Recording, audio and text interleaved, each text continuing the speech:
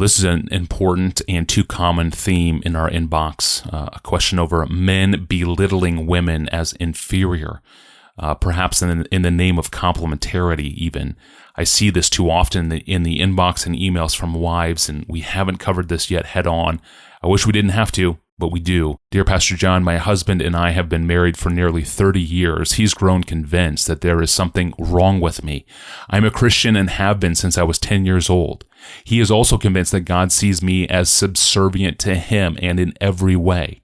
Tonight I asked him if he believes women are subservient to men in creation, and he answered without hesitation, yes. He has always treated me like he is superior to me in every way.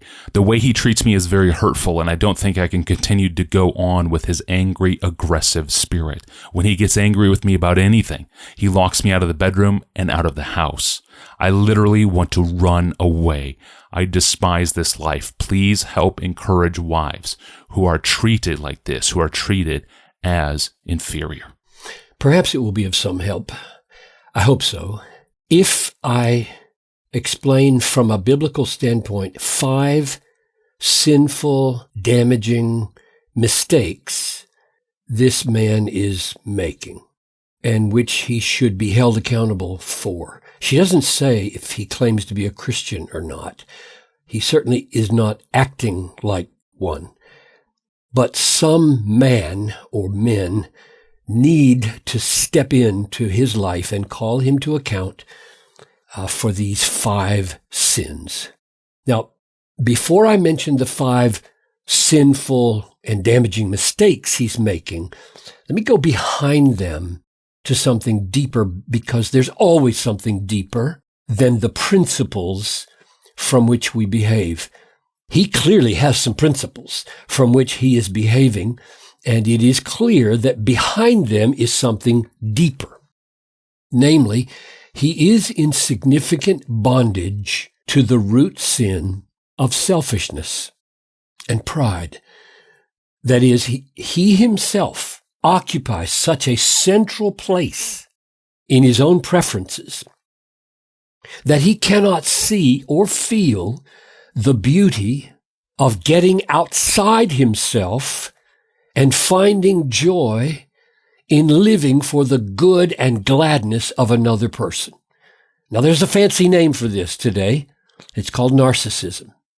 He is so fixated on himself and his pleasures and his privileges and his rights that counting another person more significant than himself is literally inconceivable. If you were to speak those words to him from Philippians 2:3, count others more significant than yourselves, if you were to speak those words to him, they would be like a foreign language.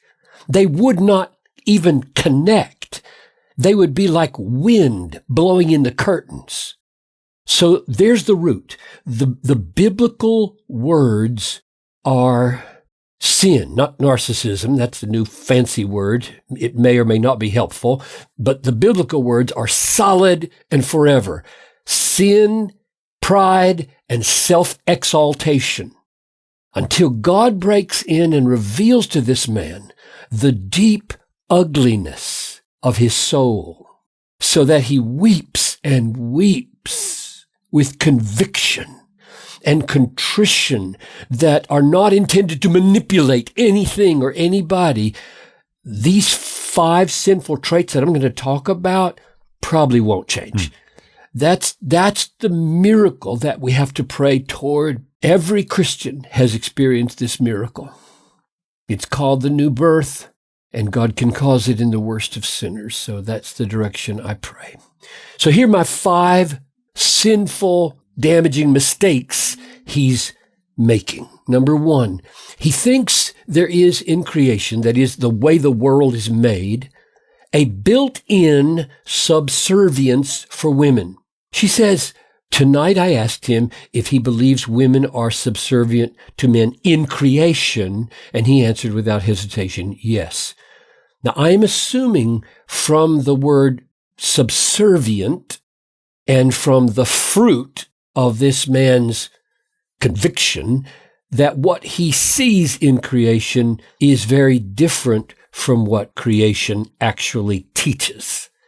If we go to Genesis 2 and 3 and watch creation unfold sequentially after the foundational statement in 127 that men and women are created equally in God's image, what we see is, number one, and there are more, I'm just summing up a few. Number one, that man was created first and given the instructions for life in the garden so that he, by God's design, has a kind of unique responsibility that will be unlike his wife's responsibility. Number two, God says in 2:18, it's not good for this man to be alone. I will make a helper fit for him. So woman is created, unlike the animals, from Adam's side, bone of my bone, flesh of my flesh, that is deeply alike and yet so wonderfully different, called a helper fit, that is suitable, completing, complementing. That is, by the way, where the word complementarian originated, from that word fit or suitable or complementary in Genesis 2. Then third, the tempter came and the man failed to take the responsibility God had given him. You can see that in chapter 3, verse 6. The woman took of the fruit and ate, and she gave some to her husband who was with her. Crucial words in verse 6, who was with her, and he ate. In other words, he was there falling right into line with the devil's assault on God's wise and good order by being silent when the enemy was attacking his wife. And then 4, sin ravages the beautiful relationship that God had created, this complementary relationship. Sin ravages that relationship. And you see it because the man blames the woman and says, look, if you're going to punish somebody, punish her because you gave her to me and she tempted me.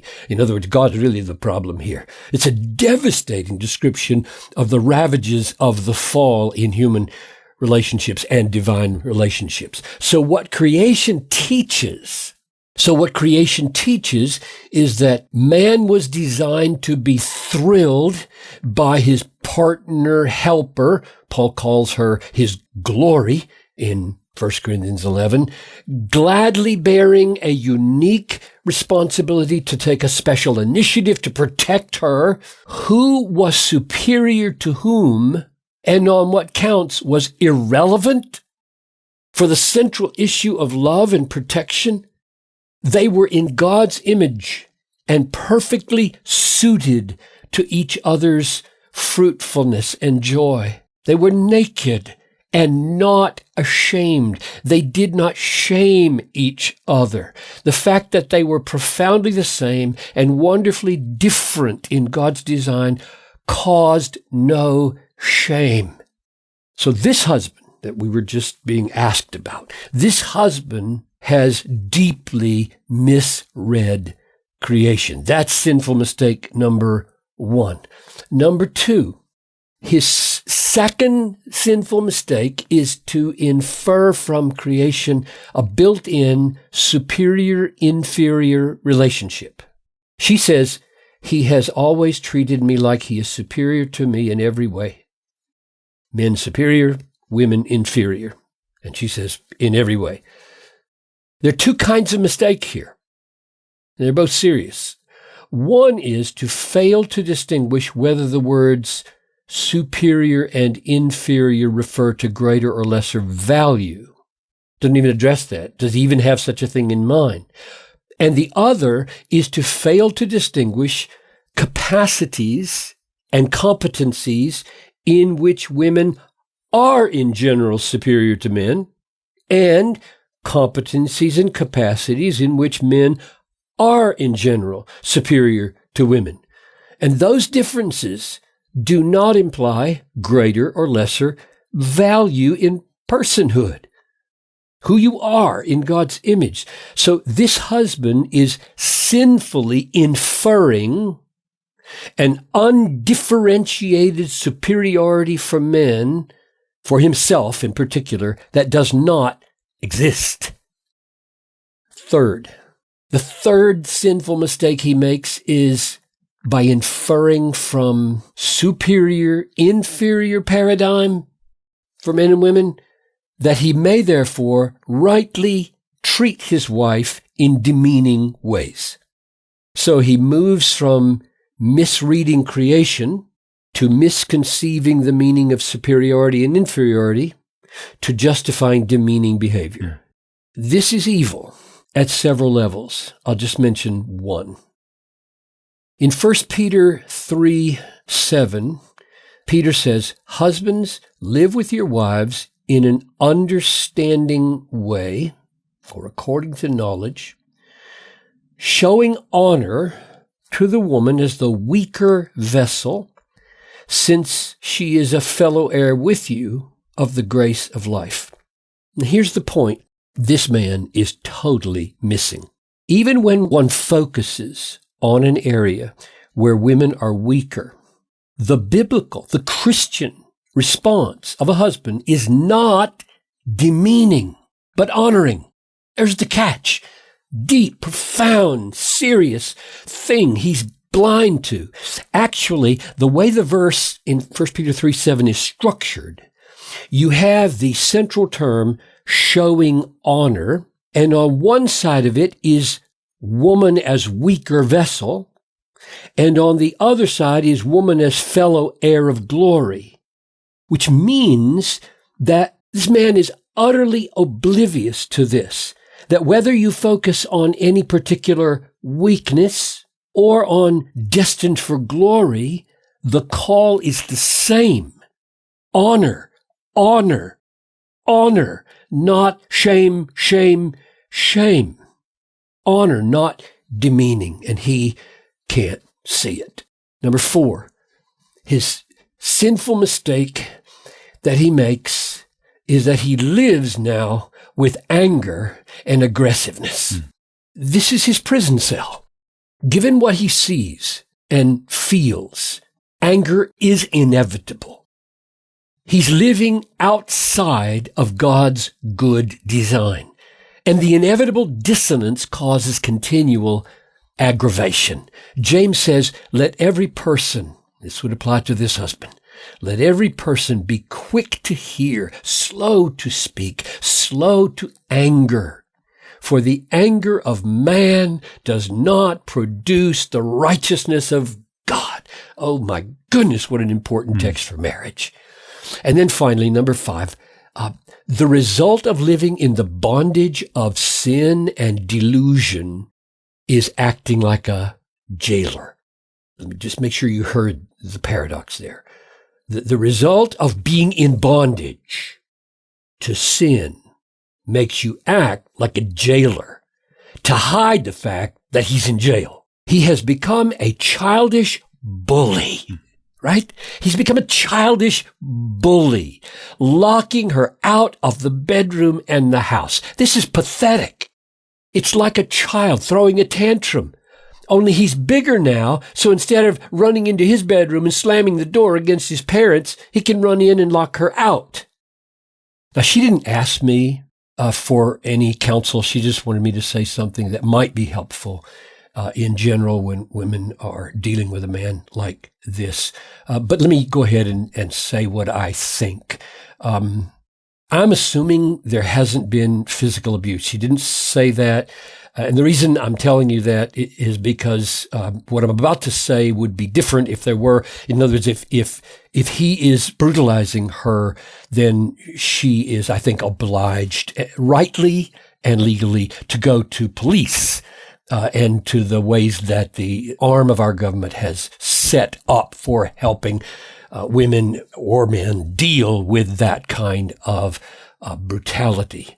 But short of that, she should be, I think, stepping forward, and I do hope she's in a church where this is possible, to go to trusted elders tell them her situation and ask for them to intervene. I think it's part of the elder's job of a church to step into the lives of the sheep, men and women, and be a part of their protective shield and to give them guidance and wisdom for how to move forward. Sobered, straightforward, clear words. Thank you, Pastor John. Next time we talk about fertility technology and whether or not IVF babies are knit together in the womb by God. Does human technology override the ways we talk about natural conception and the origin of human life? It's a really great question, and it's up next. We'll see you next time on Monday. Have a great weekend.